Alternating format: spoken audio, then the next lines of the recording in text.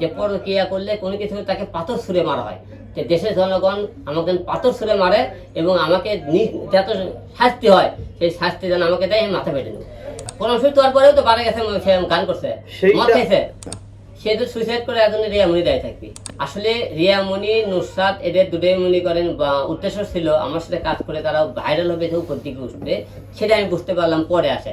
এবং বাবা যখন আইসিতে ভর্তি ছিল তারই একজনও জানি সেই টাইমে সে শুটিং করে বেড়াচ্ছে এবং সে বলেছে সে আলম রাখতে পারে নাও পারে, আমার মা বেঁচে থাকে কিন্তু তাকে বাইরে তুলবি না। আর যে বউকে আমার বাবার পাশেই পাইলাম না, আমার পাশে পাইলাম না, যে বউ কোরআন শরীফ থুয়ে বললে আমি জীবনে বাড়া যাবো না, কোনো ছেলেটা গান করবো না, সেই মেয়েকে জীবনে সংসার করার কোনো প্রশ্নই ওঠে না। কারণ সে বলছে আপনি হলে আমার কাজ, একজন মৃত্যুবাহী লোক হসপিটালে তার কাজ হতে পারে না, আর স্বামীর হুকুম ছাড়া সে বাইরে কিভাবে কাজ করে।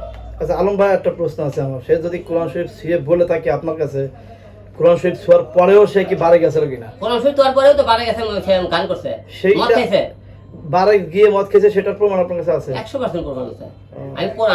আমি এতগুলো তো এম করে 3 দিনের ওই নামে কথা বললাম, এতগুলো অভিযোগ করলাম যে একটা যারা তো মুসলমান হয়ে থাকে, নুসরাত এবং রিয়া, 2 রাকাত নফল নামাজ পড়ে দেন, ওরা কোরআন শরীফ করে বলে আলম এই কথা পরে কে কোনদিন ধরছিলাম হাতে নাতে, এবং মনে করেন এবং আলম যে কথাগুলো বলছে সম্পূর্ণ মিথ্যে। তো বলতে পারে যে আমরা হাদিস ইসলামে শুনেছি যে পরকীয়া করলে কোনো কিছু তাকে পাথর ছুঁড়ে মারা হয়, যে দেশের জনগণ আমাকে পাথর ছুঁড়ে মারে এবং আমাকে যত শাস্তি হয় সেই শাস্তি যেন আমাকে দেয়, মাথা পেটে নেব। যে অভিযোগটা করছে আপনাকে নিয়ে যে আপনি পরকীয়া করেন, যে মেয়েকে নিয়ে অভিযোগটা, সেই মেয়ের নামটা কি? সেই মেয়েটা কি? সেই মেয়েটা আমার মেয়ের বান্ধবী। নাম কি তার নাম হলো মিথি। তার সাথে আপনার সম্পর্ক কিভাবে? এটা আমার মেয়ের সাথে সম্পর্ক হয়, সেই থেকে আমার সম্পর্ক হয়। কি মেয়ের বান্ধবী আপনার? মেয়ের বান্ধবী। আচ্ছা, যে সন্দেহটা করছে যে হুমায়ুন আহমেদের বউ, যে হুমায়ুন আহমেদ যেভাবে তার মেয়ের বান্ধবীকে বিয়ে করেছিল, আপনার কি সেই সন্দেহটা করা হচ্ছে কিনা? ভাই ওই মেয়ের সংসারে হাতে 2টো বাচ্চা আছে, সেই মেয়ে তো বিবাহিত। ওই মেয়ে গতকালকে আমাকে ফোন দিয়ে অনেক কান্নাকাটি করেছিল, তো আমি বলেছিলাম আপনার হিরো আলম কি হয়? বলে আমার বন্ধু হয়। বলতেছে যে আমার বন্ধু হয়ে আজকে আমি সারা বাংলাদেশের মানুষের কাছে এখন মানে কালার হয়ে গেছি, এখন আমি সুইসাইড করব। তো আসলে সে যদি সুইসাইড করে, এই বিষয়ে আপনার কোনো বক্তব্য আছে কিনা? সে তো সুইসাইড করে একজন রিয়ামণি দায়ী থাকবে, কারণ একটা মেয়ের মনে করেন যে মনে করেন সাক্ষী প্রমাণ ছাড়া একটা মেয়ের কেন তার হলে জীবন পরিবার ধ্বংস করবে সে? আচ্ছা, রিয়ামণি আপনার বক্তব্য আমরা পাচ্ছি যে রিয়ামণির কোনো দোষ নাই, তার মানে রিয়ামণি কি আপনাকে ছেড়ে চলে যাওয়ার কোনো পায়তারা করছে কিনা বা কোনো নতুন কোনো নাটক সাজাচ্ছে কিনা? আসলে রিয়ামণি, নুসরাত এদের দুটোই মনে করেন বা উদ্দেশ্য ছিল আমার সাথে কাজ করে তারা ভাইরাল হবে, উপর দিকে উঠবে, সেটা আমি বুঝতে পারলাম পরে আসে। তাই তুলনা হবে কোন বিবেকবান লোক যদি বুদ্ধি জ্ঞান থাকে, তার পরিবার যদি ভালো হতো, পরিবারের লোক যদি থাকে, একটা লোক হসপিটালে আইসিতে মারা যাইতেছে, সেই লোক কিভাবে মনে করেন নাচ গান করে বেড়ায়? আচ্ছা কি হারে? তাইলে এই বিষয়টা বলেন, আপনি রিয়ামণিকে নিয়ে কেন বিভিন্ন স্টেজ শো, বিভিন্ন গান করেছেন? আপনার বউ যদি আপনাকে ঘরেই রাখবেন, তাহলে কেন মিডিয়ার সামনে নিয়ে আসলেন? এখন আমরা ওই মূলত প্রথম থেকে মিডিয়াতে ছিল, সে মিডিয়াতে মনে করেন অন্য জায়গায় কোনো মেয়ের সাথে সে কাজ করতে দিবি না। সে কাজ করলে আমি যদি মিডিয়া থেকে ওকে বাদ দিই, আমারও মিডিয়া বাদ দিতে হবে, বাধ্য হয়ে ওকে মিডিয়াতে রাখা রাখছে আমার। আচ্ছা, তাহলে এখন এটা বুঝতে পারলেন যে আপনি সে আপনার সাথে কাজ করে ভাইরাল হওয়ার জন্য মূলত আপনার সঙ্গে এই সম্পর্ক তৈরি করেছে। এটা এখন বুঝতে পারলাম। আগে আসলেন তখন রিয়ামণির সাথে কোনো কথা হয়েছে কিনা? ডিভোর্সটা আসলে কিভাবে দিচ্ছেন তাকে? আপনি বলছিলেন ডিভোর্সটা আমরা মনে করি কাজীখানা দিয়ে দেবো, কাজের ওখানে কাজ দিয়ে দেবো। রিয়ামণির সাথে আপনার কাবিন ছিল কত টাকা? এটা আমি বলবো না। রিয়ামণি আপনাকে কিন্তু বলছে 10 লাখ টাকা কাবিল, এটাও মিথ্যা বলা বলেছে। আপনার কাবিল লাগে যখন কাগজ দেখবেন তখন দুদিন কত ছিল। আচ্ছা, অনেকে জানতে চায় আচ্ছা, রিয়ামণি তো আপনি তো রিয়ামণিকে ডিভোর্স দিচ্ছেন, রিয়ামণি তো আর আপনাকে ডিভোর্স দিয়ে ছেড়ে যাচ্ছে না।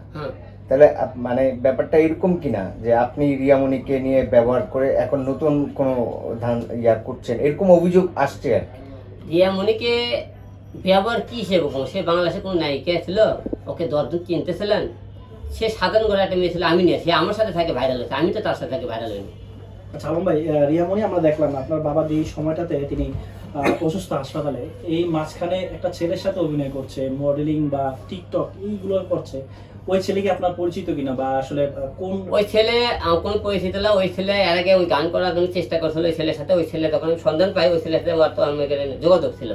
আমি ওই ছেলেকে নিজে ফোন করে করছি, তোরে তো লসে গান করে দেখে তোর খবর আছে, তার সত্ত্বেও ওই ছেলে আর গান করছে।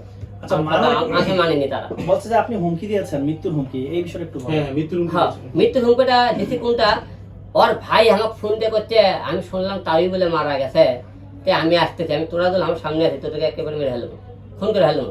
কেন বলছি, তোমরা বাসে দেখা গেলে আসলে না, তোমরা তোমার ভাইয়ের ফোন করে তোমার ভাই আসলে আমাকে বাসে থাক মনে করো, বাসে দেখা গেলে পাইনি। সেই টাইমে আমার বাবা মনে করেন, আমরা মনে করেন মৃত্যু সর্দায়, আমি তাদেরকে মনে করেন সাথ দেবো, তোমরা এতদিন নাচ গান করে তোমরা এত কিছু করে আমার সামনে আসবা। মানে এখন আপনি ফুললি সিদ্ধান্ত যে রিয়ামণিকে আপনি এক divorce ফুলতে সিদ্ধান্ত দেবো, কারণ এরকম এসে সংসার করা যায় না, কারণ আমার ফ্যামিলি থাকে তাকে মেনে নেবে না। ভাই রিয়ামণি তো আপনার বিরুদ্ধে যে অভিযোগটা আনছে যে আপনি আপনি তার সাথে প্রতারণা করেছেন এবং যে অভিযোগটা সে করছে, রিয়ামণি কি আপনার সাথে কখনো প্রতারণা করেছে বা আপনার থেকে ছলে ছাত্রী দিয়ে কখনো টাকা পয়সা নিয়েছে এরকম কিছু হয়েছে কখনো? যেমনই প্রতারণা করেছে, সে আমাকে ব্যবহার করে আজকে নাম ডাকটা অর্জন করছে, আমাকে ব্যবহার করে দেয়, তলে তলে বাড়ে দেয়, মদ খেতে, পরে আমাকে ব্যবহার করে তলে তলে দেয়, শুটিং করছে, আমি জানতেছিলাম না বিষয়গুলো। আচ্ছা, রিয়ামণি এখন পর্যন্ত আপনার কাছ থেকে কত লাখ টাকা নিচ্ছে? এটা বলতে পারবো না, এইসব বিষয়। সালমান ভাই, আপনি বলছিলেন যে আপনার একদিকে আপনার সাথে অভিনয় করেছে, অন্যদিকে আপনার স্ত্রী বাড়ি গিয়ে যখন মদ খেয়েছে তখন কি আপনি তাকে বারণ করেননি হাজবেন্ড হিসেবে, বা তাকে কিভাবে তখন আপনি ইয়ে করেন? তাকে বারণ করেছি, তাকে মারে কোরআন শিফট হয়েছে, কোরআন শিফট এখন জীবন আর বাড়ে দেবে না, কোন কাজে এলে কাজে শুটিং করবি না। কয়েকদিন পরে পরে কয় কি আমি তো ওটা ভয়েতে কোরআন শিফট করেছি, তাই কথা। আচ্ছা, আপনি বলছেন আপনি কোরআন শরীফ ধরিয়েছেন, তাকে শাসন করেছেন, তারপরও আপনার স্বামীর হিসাবে আপনার কথা শুনেনি, তখন আপনি কেন তাকে তালাক দেননি? তখন তাকে তালাক এই কারণে দেয়নি যে তাকে আমাকে সত্যি বেডে বেশি দিনে কাবলে, আমার বাবা মনে করেন 2-3 মাস আগে, বেশি দিন আগে ঘটনা, 2 মাস 2 আগে এই ঘটনা, 2-3 মাস আগে ঘটনা, যে ওর কোরআন শিফট হওয়ার পরে, কোরআন শিফট হওয়ার পরে তো 2 মাস পরে আমার আব্বা অসুস্থ হলো, বেশি দিন আগে না। আচ্ছা, রিয়ামণি তো আপনার সাথে এরকম করলো, এতে আসলে হিরো আলমের কোনো ইমেজ কিংবা কাজের পারফরমেন্স সেটা নষ্ট হবে কিনা? এখন ভাই আমি আগে থেকে সত্যের পথে কথা বলছিলাম, আমার জীবনে 3টে মেয়ে আছে, কি কারণে আমার জীবনটা ধ্বংস হয়ে গেল আমি সেটাও বললাম। এটা তো মানুষকে আমাকে কেরিয়ার ধ্বংস মনে আমাকে খারাপ মনে করে সমাজের লোক, আমার কিছু করার নেই, কারণ আমি 3টে মেয়ে কি কারণে রেখেছি। আর আমার এই কথাগুলো একটা কথা হলো, আপনি মিডিয়া ব্যক্তিগুলো 3টে পরিবারের খবর নেবেন, এলাকায় আপনি সাক্ষাৎকার নিতে পারবেন যে হিরো আলমের বউ কেন গেল, কেন আসলো না, এবং হিরো আলমের ওই এলাকায় কোনো পরকে ধরতে পারেন কি না, আমার তো মনে করেন তা এখন পর্যন্ত কোনো লোক পরকে ধরতে পারছে কিনা, এবং আমার বউকে দিক কারো বউ অভিযোগ দিয়েছে, তাদেরকেও বলবেন হিরো আলম কোনো রুমে ডেটিং অবস্থায় কোনো মেয়ে খুঁজে পাইছে কিনা। এখন নতুন কোন সঙ্গী খুঁজে নেবেন কিনা, যেহেতু আপনি ডিভোর্স দিচ্ছেন?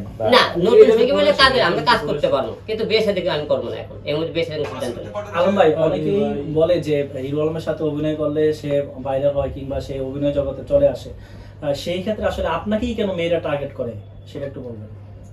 আসলে কিছু কিছু মেয়ের টার্গেট থাকে দেয়, তারা ভাইরাল ব্যক্তির সাথে কাজ করলে হয়তো তারা ভাইরাল হয়, এই মেয়েগুলোতে আমাদেরকে টার্গেট করে হয়তো আমাদের সাথে যোগাযোগ করার চেষ্টা করে। ভাই রিয়ামণি যদি এখন সব শেষ সবকিছু মেনে নিয়ে যদি আপনার কাছে ক্ষমা চায় এবং আপনার সাথে সংসার করতে চায়, আপনি কি করবেন? না না, প্রশ্ন ওঠে না, কারণ আমার মা ফ্যামিলি করতে, আমার মা তাকে বেঁচে থাকলেন, তাকে বাসায় মেনে নেবেন। 1 2 নম্বর কথা, আমার মনের ভিতরে এটাই আক্ষেপ মনে করেন যে কোরআন শিফট হওয়ার পরেও তাকে আমি মেনে নিতে পারিনি, এই পথে ফিরে আনতে পারিনি। 3 নম্বর আক্ষেপ, আমার বাবা হসপিটাল থাকলেন, তাকে কোনোদিন আমার পাশে পাইনি। 4 নম্বর, সে পরে কথা বলতেছে আমাকে, পরে কে আমি তো করেছি, সে পরে কে কোনোদিন আমার হাতে ধরতে পারেনি। তার এসব মনে করতে, এবং তার পরিবার এতটাই জঘন্য ব্যক্তি, তার পরিবার আমার বাবা মা থাকে, সে খারাপ, তার মেয়ে কিন্তু আপনার শাসন করে কোন দিকে তারা মেয়েকেও ঠিক করেনি, ওর পরিবার ওর কেটে মনে করে 2 বোনের কামে খায়, বুঝতে পারছেন? আলম ভাই, আপনি রিয়ামণির সাথে বিয়ের যেই কথাটা, সেটা অনেক পরে আপনি মিডিয়াতে শোনাইছেন, এর আগে আপনি অভিনয় করেছেন তার সাথে, একসাথে বইমেলায় গিয়েও মিষ্টি হয়েছে। আসলে পরে কারণ বিয়ের কারণটা জানার কারণটা কি ছিল ওই সময় মিডিয়াতে? বিয়েটা একটু পরে হয়েছিল, বুঝছেন, আপনার কাগজ দেখলে বুঝতে পারবেন, বিয়ের আপনি কাগজ দেখলে বুঝতে পারবেন। আরেকটা জিনিস জানতে চাই, সেটা হচ্ছে যে রিয়ামণি আপনি একজন পাবলিক ফিগার, আপনাকে অনেকে ফলো করে, আপনার ফোন ফ্যান ফলোয়ার আছে, আপনার যে মান সম্মানটা ক্ষুণ্ণ হচ্ছে এখন, এই বিষয় নিয়ে কি আপনি কোনো মামলা করবেন রিয়ার বিরুদ্ধে, বা রিয়াকে নিয়ে কোনো মামলা করার কোনো প্রস্তুতি নিয়েছেন কি? আমি ওকে তালাক দেওয়ার পর থেকে রিয়ার নামটা দ্বিতীয়বার আপনারা সাংবিধানিক প্রশ্নগুলো আমার মুক্তি বের করতে পারবেন না। আচ্ছা, আরেকটা বিষয় হচ্ছে আলম ভাই, হিরো আলম কি প্রতিশোধ পরায়ণ নাকি ইমোশনাল, আবেগী, কোনটা? আবেগ। তাহলে রিয়ামণি আপনার সঙ্গে অনেকগুলো ভিডিও করেছে এবং আমরা দেখেছি বিভিন্ন শুটিংয়ের কাটিং অংশ সে চালিয়ে দিয়েছে ফোন দিয়ে ভিডিও করা, সেই ভিডিওগুলো আসলে তার পেজ থেকে আপনি সরাবেন কিনা, বা এই বিষয়টা একটু বলেন দেখি। রিয়া পেজ আইডি তো আমি খুঁজে পাওয়া যাইতেছে না, সরমগুর থেকে, অত পেজও নেই, আইডিও নেই। ভাই আপনি 3টা নারীর সঙ্গ পেয়েছেন, মানুষ বললে যে নারীরা ছলনাময়ী, এই কথাটা কতটুকু সত্য এবং যৌক্তিকতা মনে করেন আপনি? মেয়েরা ছলনাময়ী সবই না, সবাই তো এক ছলনাময়ী হয় না, দুই সাইডে মনে করেন ছলনাময়ী আছে, দুই সাইডে এবং মেয়েরা অনেক টাইমে দেখেন বহুরূপী, এটাও দেখা যায়, কিন্তু এদের মধ্যে সব মেয়ে কিন্তু এক না। আপনি ঠিক কি আছে, বলতে চান আচ্ছা, যারা ওকে, ছলনা ওকে। করে, ভাই শেষ করি ভাই, যারা ভাই, ছলনা জি, করে বা ছলচাতুরি করে মানুষকে ঠকায়, তাদের উদ্দেশ্যে আপনি কি বলতে চান সেই সকল মেয়েদের উদ্দেশ্যে? যারা ছলনা করে, যারা মানুষকে ঠকায়, তাদের পাপের ফল কিন্তু দেখতেছেন এখনই। যারাই পাপ করছে তারাই কিন্তু এই ফলে মরছে, কিন্তু তাদের বিচার কিন্তু এখানেই হয়েছে। আপনার বাবার শেষ আমি যদি কোনো- কোনো অন্যায় করে থাকি, আমার পিছনে এই দুনিয়াতেই হবে। আপনার বাবার শেষ কোনো ইচ্ছা বা কোনো ইয়া ছিল কিনা, আপনাকে বলছে কিনা? না, আবার বাবার শেষ ইচ্ছে মনে করেন, আমি তো তার পালিত সন্তান ছিলাম, তার তো পাশে মনে করেন একটা মনে করেন বউ ছিল, তার তো সেবা সে পাইল না, এবং এই দুঃখটা আমার মায়ের, তে তোমাকে তার বউ, তার মনে আমার বাবা তার মনে করেন বউয়ের কোনো সেবা পেল না, এই জন্য আমার মা জীবনও মেনে নেবে না, প্রশ্নে ওঠে না মেনে নেওয়া। আচ্ছা ভাই, হিরো ভাই আমি একটা কথা বলি, নারীরা কিসে আটকায়? অর্থাৎ আপনার তো 3টা নারী ছিল, কিন্তু নারীকে তো আপনি আটকাতে পারলেন না, তাহলে নারীরা আসলে কিসে আটকায়? এই বিষয়টা আপনার ভক্ত, দর্শক, সারা বিশ্বের মানুষের কাছে একটু এক্সপ্লেন করবেন। বর্তমান আগের দুনিয়াতে ছিল নারীরা নাকি ভালোবাসায় আটকায়, আবেগে আটকায়, এখনকার বর্তমানে নারীকে আটকাতে ফেলে টাকাও লাগবে, ভালোবাসাও লাগবে, এই দুটো নাহলে নারীকে আটকাতে পারবে না। আপনার তো মূলত 1 নম্বর টাকা লাগবে নারীকে আটকাতে ফেলে। আলম ভাই, আপনার তো সবই ছিল, কোনো কিছুর কমতি ছিল না, তারপরেও কোনো 3টা নারী, একে একে 3টা নারী আসলে আপনার জীবন থেকে না, আমি টাকার দিকে একটু দুর্বল ছিলাম। আচ্ছা, ভাই টাকার দিকে আমি দুর্বল। আমি একটু বলি, আমি রিয়ামনির সাথে কথা বলেছিলাম এর আগে। তিনি অভিযোগ করছিলেন যে যখন হাসপাতালে ছিল আপনার বাবা, তখন সে কয়েকবার গিয়েছিল, আপনিও সেটা বলেছেন। তো সে তখন এই বিষয়টা আসলে ক্লিয়ার করেনি, সে বলেছে যে এমন কিছু আমি দেখেছি হসপিটালে, এমন কেউ আমার অনুপস্থিতি ছিল, যে কারণে সে আসলে পরবর্তীতে কিছুটা অভিমান নিয়ে যায়নি। আর তারা বগুড়া থেকেও নাকি একসঙ্গে ঢাকায় এসে ভর্তির সময় ছিল। আসলে আপনি আবার বলছিলেন যে এটা লোক দেখানো, এক সময় গিয়ে সে ছবি তুলেছে বা ভিডিও করেছে, এই বিষয়টা যদি ক্লিয়ার করতেন যে আসলে সেটাও বলেছে যে যে যার মানে পরকীয়ার অভিযোগটা ছিল সে আপনার সঙ্গে আবার বগুড়াও গিয়েছে, এই বিষয়ে যদি একটু ক্লিয়ার করতেন। আসলে উনি বলছে আমি এমন কাউকে দেখছি, দেখে আমি যাইনি, একটা মেয়ে দেখছি, আমি তো ওই মেয়ের নামও বলতেছি, একটা মেয়ে ছিল, আমার মেয়ের সাথে ছিল, আমি তো না শিখে দিতেছি না, হাতে গেল। সে আপনাকে বলছে আমি হিরো আলমের এখনো লিগেল বউ, তাই কি লিগেল বউ হয়ে থাকলে এতে অন্য একটা মেয়ে থাকলে তোমার সমস্যা কি? তুমি সেই মেয়ের পাতাতে বসে থাকবা।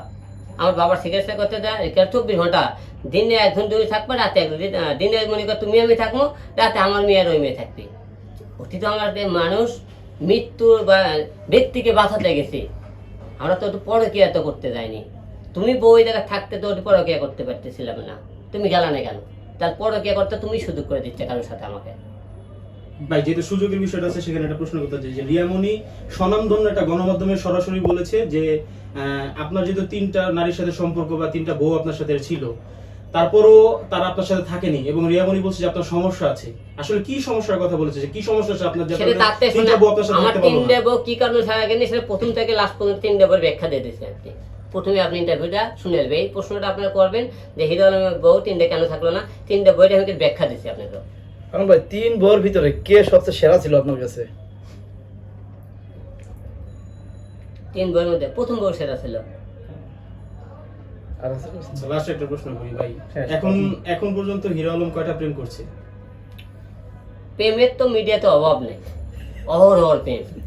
যখন থেকে মনে করে শুনছে এখন হিরো আলম এখন সিঙ্গেল হয়ে গেছে, এখন তো আমার প্রচুর মেয়ে এখন বলতেছে ভাই এখন আর মুখে সিঙ্গেল হয়ে গেছে, দেখে অনেক মেয়ে এখন অফার করতেছে, কোনো সমস্যা নেই। এই এই এই মানে আপনার রিয়ামনির সাথে সম্পর্ক, মানে যখন থেকে মানুষ জানছে যে তার সাথে সম্পর্ক নাই হয়ে যাচ্ছে, তখন থেকে কি প্রেমের অফার বেশি আসতেছে কিনা? প্রেমের অফার তো আগে থেকেই ছিল, মানে এখন এখন বেশি বেশি আসতেছে, এখন যেহেতু সিঙ্গেল। কি পরিমাণ আছে এতদিন, এই 2-3 দিনে কি এর তো পরিমাণ? আমি অতটা, আমি তো আমার বাবার মৃত্যু হয়নি, সকালে আমি গাইছে। তাহলে প্রেম টেম এখন নাই ভাই ভিতরে, প্রেম মনে করেন প্রেম টেমের বিষয়ে খবর হই না এখন। এখন বাবার মৃত্যু মারা গেছে, এটা নিয়ে এখন হচ্ছে আমার পরিবার এখন কীভাবে চলবে ছেলে চিন্তা। এখন আমার পরিবারকে বাঁচানোর জন্য আমি একটা নিয়োগ দিয়েছি যে বয়স্ক কোনো মহিলা আমার ছেলে মেয়েকে যাতে দেখাশোনার মেয়ে খুঁজতেছে। আলম ভাই, তার মানে কি হিরো আলমকে বয়স্ক মহিলাকে বিয়ে করবে এমন কোনো কিছু? না না, আমার ছেলে মেয়েকে দেখাশোনা আলম পরিবার। ভাই, পরবর্তীতে যদি আপনার জীবনসঙ্গী আপনি বাছাই করেন, কোন কোন তার অভিজ্ঞতা বা দক্ষতা থাকতে পারে? না, আমার এই বিয়েতে এলে মাথার ভিতরে না, বিয়ে ছেলের মধ্যে আমি যেতে চাই না, বিয়ে করতে চাই না। ভাই সর্বশেষ প্রশ্ন একটা জিনিস জানতে চাই, সেটা হচ্ছে যে মেয়েরা তো অল্পতে জ্বলে যায়, আপনি যদি নতুন কোনো প্রেমে আবদ্ধ হন তখন কি রিয়ামনি জ্বলবে কিনা, বা তাকে জ্বলানোর জন্য আপনি কি করতে চান? কে জ্বলবি না, শুনেন, যে জীবন থেকে চলে গেছে সে জ্বললি কি আর না জ্বললি কি, এসব মনে খবর দরকারই পড়ে না আমার মনে হয়। আপনি কি ডিভোর্সের ব্যাপারে উকিলের সাথে কথা বলেছেন কিনা, বা আসলে এই প্রসেসটা হ্যাঁ। কিভাবে করবেন? কাজের সাথে কথা হয়েছে আমার, যেখানে যে কাজে আমাকে বিয়ে পড়াছে তার সাথে কথা হয়েছে আমার। কিভাবে পাঠাবেন এই ডিভোর্স নামাটা? ডিভোর্স আমাদের কাজে অফিসের মাধ্যমে চলে দেবে। এর মধ্যে রিয়ামনি যোগাযোগ করেছে কিনা আপনার সাথে? বা আপনাকে মামলা করা হুমকি টুমকি কোনো কিছু দিয়েছে কিনা রিয়ামনি, যে আপনার মামলা টামলা করবে এরকম কোনো কিছু? ওরুগা মামলা করবি না, কি করবি করি, মামলা আইনে মামলা চাই সাক্ষী প্রমাণ, তাদের কোনো সাক্ষী প্রমাণ থাকে, মামলা করার কোনো অভিযোগ থাকে তো করবি।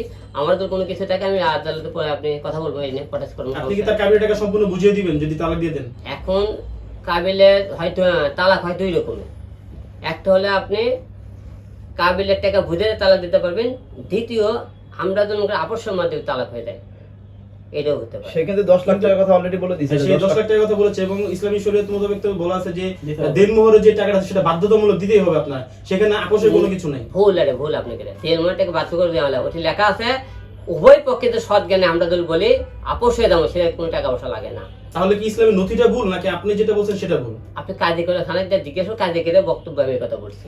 আলম ভাই, ওকে, আচ্ছা, আমার ভাই, সবচেয়ে একটা বিষয় সেটা হচ্ছে এই যে রিয়ামনিকে যখন বিবাহ করলেন, যখন আপনাদের সুন্দর মুহূর্ত ছিল, এইটা আসলে এই খারাপের দিকে কোন মাস থেকে বা কোন সময়টা থেকে গিয়েছিল তখন? খারাপের মেজি দিক থেকে আমার ভিতরে উপর থেকে মনটা উঠে গেছে, যখন সে কোরআনকে অবমাননা করে বিভিন্ন ছেলেতে কাজ করে, সেই থেকে আমার বেমানি করার ভিতর থেকে অতটা ভালোবাসাটা ইয়ে হয় না।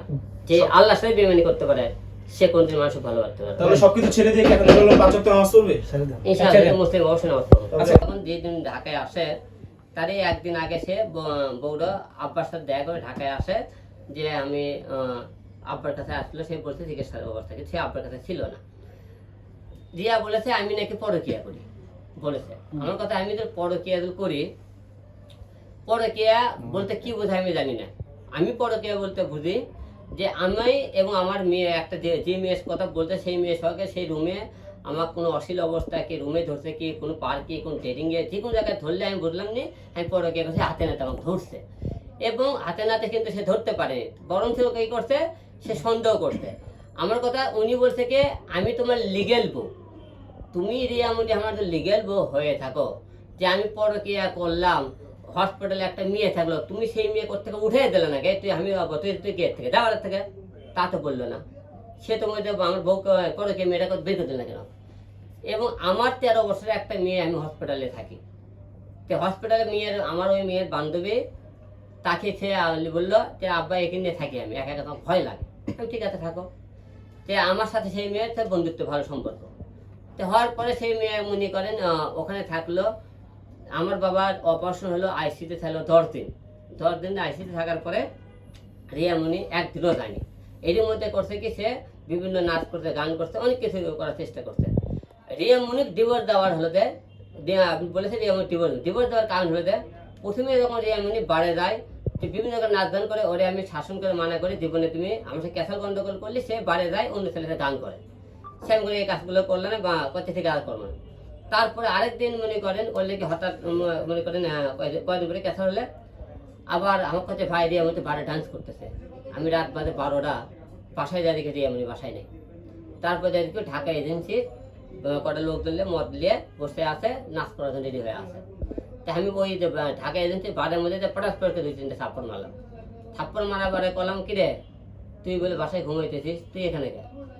তারপরে ওখান থেকে নিয়ে আসার পরে বাসায় নিয়ে আসার পরে সে কোরআন শরীফ থেকে শপথ করলো, আমি কোরআন শরীফ থেকে কর জীবনে আর বই করবি না। কোরআন শরীফ থেকে শপথ করার পরে সে বলতেছে আমি জীবনে আর বাড়ে যাবো না, কারোর সাথে গানও করবো না। সেই ঠিক একই কামই করছে কি আমার বাবা অবস্থা চালিয়েছে, আমার বাবার পাশে না দাঁড়িয়ে করলো কি সে বাড়ে দেয় নাচ করলো, বিভিন্ন ওই যে ছেলেগুলো তুমি করছে এই আমি যে নাচ গানগুলো করছি, গানের ভিডিও এগুলো অনেক আগেকার, আপনি 15, 11, 12, 13, 14 এই ডেটগুলো আপনি ফলো করবেন। এই ডেটগুলো লাইভে ফলো করবেন, সে কবে গানগুলো করছে। এই আর করছে আমি কাজ করছি, তুই কাজ করবি কেন? তুই আমার বউ, আমার মানুষ কাজ করে দুনের লোক, আমার অর্ডার ছাড়া দেবো না, তুই কাজ করবি কেন? আমি তো কাজ করতে বলেছি, তুই কাজ করবি। আর আমার বাবা হসপিটালে এই অবস্থা কোন হিসেবে একটা বিবেকবান মেয়ে সে কাজ করে। এবং দেখেন যেদিন আমার বাবা মারা গেল, ওই করছে কি আর ছোট ভাই একদম ফোন দেওয়া হয়েছে যে আমি শুনলাম তাই বলে মারা গেছে, যে আমরা কি দেখতে, হ্যাঁ আমি আসতেছি। আমি তোরা তো আসিস, তোরকে একটা বর্তে দেবো, কারণ আমার বাবা বাসে থাকতে তোরা আসিস নি। তাও রিয়ামণি ফোন দেয়নি, আমার বাড়ির ড্রাইভার আর ভাইয়ের দিয়ে ফোন দেওয়া হয়েছে যে আমরা আসতে চাই। এবং আরেকটা দেখেন, 1 মাস ধরে আমার বাবা ওটি পড়ে থাকলো, রিয়ামণির বাবা, রিয়ামণির মা, ভাই, বোন কেউ কোনোদিন আমার বাবাকে দেখতে আসেনি। এবং আমার বাবা মারা গেল সেদিন আমি অ্যাম্বুলেন্স করে আমি লাস্টলে বউরে যাইতেছি, তার ভাই আর বোন মায়ামণি রাত 12:30 দেখি ইউটিউব চ্যানেলে লাইভে আসে। তারা কত বড় মানুষের মনে সত্য দেখেন, তার বোনের বোনদের পরিবার কতটা নিকৃষ্ট পরিবার, তাদের মানুষ পড়ে গেলে একটা মনে করেন তাদের ভিতরে কোনো কিছু নাই। আমি তোকে ক্যাসার করলাম গেল না ভালো, তোরকে পরিবার বাবা মা সহকারে তোরাকে সকালবেলা উঠে আমার বাবার কিন্তু আমার বাসায় দেওয়া উচিত ছিল, আমার বাবার শেষবারের মতো মুখটা দেখানো, তাও কিন্তু এরা করেনি। এখন তার এইরকম মেয়ের সাথে সংসার কিভাবে করবো আপনারা বলবেন? পরকীয়া যে বলে সে আমাকে সে হাতে নাতে ধরছে কোনো জায়গা। আমি হিরো আলম, আমার সাথে 100 দিন সেলফি তুলতে পারে, 100 দিনের গান করতে পারে, তুমি বউ তো আমাকে কোনো জায়গায় ধরনি, তুমি সন্দেহ করলা কেন কোন হিসেবে? ওই জায়গাটা তুমি সন্দেহ। আমার বাবা মরে গেলে বিভিন্ন লোক রক্ত দেওয়ার জন্য আসছে, ছেলে আসছে, মেয়ে আসে দিয়ে গেছে, ওই মেয়েগুলোকে সাথে পরে গিয়েছিল, তারা আমার বাবার সেবা করা গেল, রক্ত দিয়ে গেল, তাদের পাশে থাকলো। বলুন আপনারা, আপনি করে বলেছেন আমি ঢাকা আসা দেবো, তুমি রিয়ামণি আজকে অথবা কালকে সে ডিভোর্সের কাগজ পেয়ে যাবে। মূলত এটাই আমার বক্তব্যটা ছিল। আমার জীবনে 3টে মেয়ে কেন এসেছিল, কি কারণ চলে গেল, ভাই এখন বলতে পারি।